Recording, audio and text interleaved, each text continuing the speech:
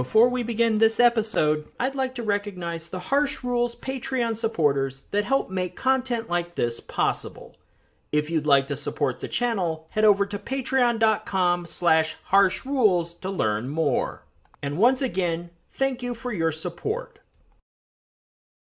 This is Harsh Rules, I'm Ben Harsh, and today we're going to take a look at Commands and Colors Samurai Battles. So this is a re-release of Samurai Battles that was on a different publisher, and GMT brought it back into the main fold with the other Commands and Colors games, rebranded it as Commands and Colors, and I believe they went over some things and cleaned things up and whatnot. So this is it, and it's quite a large box, as you can see.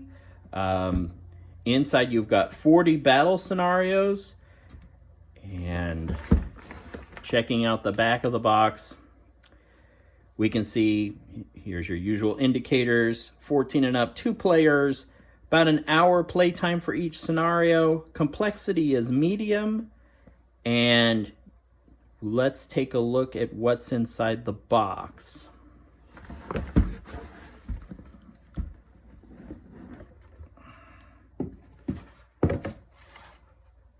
So first off, this is a war game that uses blocks, not technically a block war game, since that would mean that there's some hidden elements. Players can see both sides. Blocks are just used to facilitate gameplay, but there's a lot of them, a lot of stickers to apply, which is always the downside with these games. And this is a new game, so I haven't put anything on yet. We'll see the stickers in just a moment. So we have all of this, all the blocks out of the way. There's different sizes and different units. What's nice about this game that came out after Medieval, so we've got the laser, was it laser cut or laser etched dice? Really nice dice as opposed to the old school kind of cubes with stickers that represent the different colors. So we got nice custom dice. The gameplay itself is driven by cards, just like the other Commands and Colors games. You can see, we'll look at the board in a second, but the board is divided in 3 pieces or 3 areas. And these cards, when you draw them, it tells you where you can, move units in those particular sections. So there's a deck of those, themed a little bit Japanese, but pretty simplistic looking. So let's keep going. Now the new edition here, similar to Medieval, had their own flavor. These have dragon cards, which my understanding is that because this is Japan, when you conduct honorable actions, you get little tokens that you can then, and you can draw these cards, and has a separate kind of economy where you can add card effects to your regular orders. So here are all of those. This is the Ashigaru Attack. This is the sample card here that we see at the bottom. So you just play it along with your command card, and it allows you to target all ordered Ashigaru spearmen with the blue triangle. So that's kind of their spin on the Commands and Colors system with honor in the Japanese. So here's what a lot of times we're interested in. This one, unlike Medieval, Medieval had everything merged together. Looks like we're back to splitting things apart. So we have a rule book and I like the layout. Lots of nice pictures and tables. Explains everything. I'll go through and read and see if there's anything, what they've enhanced for this version of the game. We got rivers and forests, and so the usual stuff, but with a Japanese flavor. And here's a listing of all the cards and the dragon cards. So you can see, without getting all the cards out, they're very simple, right? And then the more command type cards at the bottom that have the more text, you have, order units with symbols, cavalry charge, first strike, counterattack, everything we're kind of accustomed from the other Commands and Colors games. Over here, you can see there's a lot of variety in these dragon cards. So a lot of different effects. So this one is a lot of mixing and matching, and is probably a little more unpredictable than some of the older Commands and Colors games where, you can kind of expect a certain type of of attack with a card. There could be a lot of different combos. And more tables. This is great. Scenario book. There's 40 scenarios, so it's a pretty thick guy here. But it's the usual commands and colors layout. You can see where units go, where terrain tiles go. Lots of cool stuff here. It's all historical. They have the background and the notes. So if you don't know much about Japanese history, this is a great opportunity to learn by playing a game. You can pick up a lot of stuff from this. So a lot. Terrain effects chart. I really like the layouts they've got here. It just seems a little more straightforward than some of the other tables and things I've seen.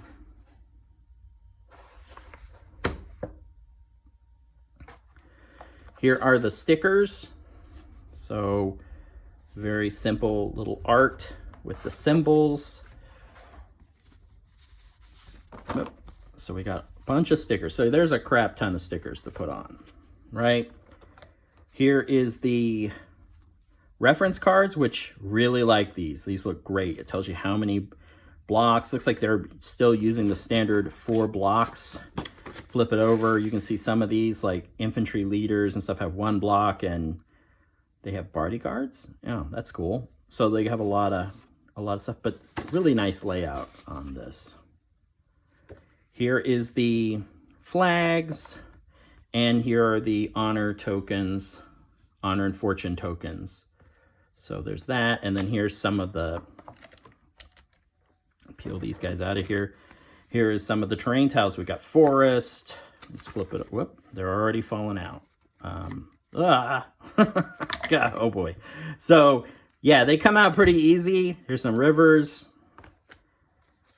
Here's forest. Here we have some, looks like rice paddies, and here's a castle, bridges.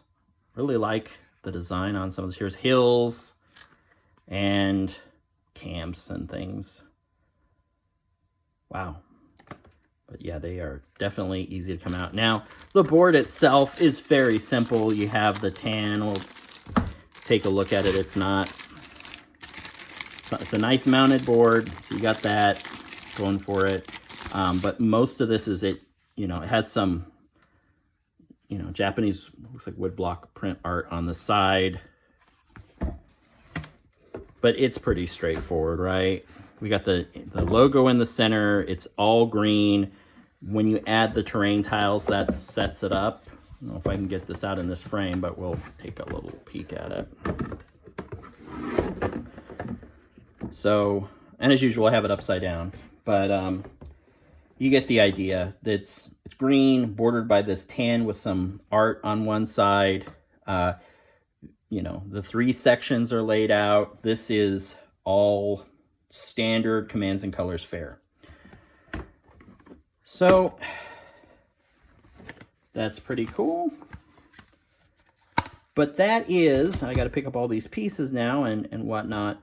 That is commands and colors. So we can look at the box real quick here and move this stuff out of the way. Start to put this stuff back. So that's Commands and Colors, Samurai Battles, GMT Games, Richard Borg, same author or same designer. I'm going to be looking at seeing, I've been super, super busy this summer with seems like everything's been going on, but I'm looking to try once things, now that we're kind of getting into the school year, things are calming down a little bit. I'm trying to get back into a regular rhythm with this stuff. This video is kind of a placeholder to help have some content out there for you guys while I resolve some stuff I've got going on in my personal life, as well as, business and everything else going on, to try to get back into cadence of regular videos. So thank you for watching. Once again, I'm Ben Harsh for Harsh Rules. Thank you so much, and I'll see you on the next video. If you found this video helpful, please give me a like and share with your friends. To be the first notified when the next episode of Harsh Rules becomes available, please hit the bell icon for notifications. And as always, this is Ben Harsh for Harsh Rules. Thank you so much for watching, and I'll see you on the next video.